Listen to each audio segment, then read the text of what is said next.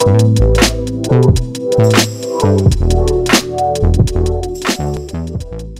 been in the game together, and you longer than I have, and we talk often, man. We talk often. We talk before this pandemic shit.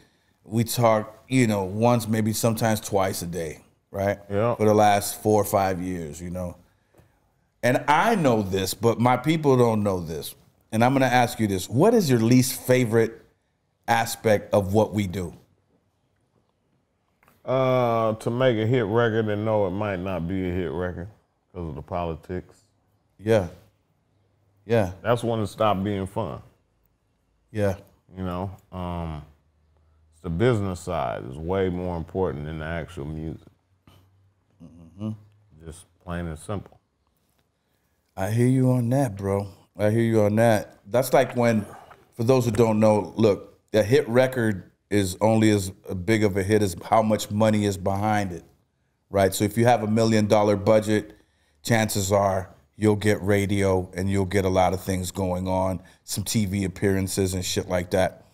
But if you don't have $1 million or $2 million budget, chances are your record will never be heard, on pop radio in any fucking state or country in the world, yeah. Right? Yeah, pretty much.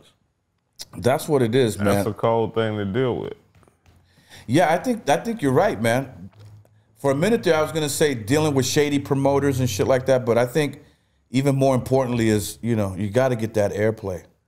Yeah, the shady promoters, I mean, that's kind of really for beginners, because after a minute, you take so many lumps. Yeah. And if you start taking them from promoters, this means you're not on top of your game, because there's a way to cover yourself at the end of the day. You know what I mean? But, for being in the game, I know damn near all the promoters, so you know what type of business they're going to, be in. His mic's cutting out. Your mic's cutting out. I think it's a little too low. Uh-oh. Too low on your lapel there on your shirt. There we go. Good to go? Good to go? All right. Is that better? Cool. Yeah, man, you're right, man. It's like play my record, goddammit. True indeed. I remember one year there was a conference in San Diego, right? And I go down there and I'm charged up. And I told motherfuckers to boycott popular radio if they wasn't playing their shit, right? And you told that to who? I was on a panel discussion. Oh, okay. Open panel discussion with people in the audience, and a young frustrated artist, he stood up and said, "What do you do if, the radio station in your city ain't playing you and ain't supporting you?" I was basically, well, don't support them is what I said. Shut that shit off. Shut them down, right? Well, the next day on my way home, my brother Sendog calls me. And I'm like, "Yo, what up, bro?" He's like, "Yo, man, did you tell motherfuckers to boycott the radio station?" He hit the panic button. Yeah, he hit the panic button. Mellow done went crazy.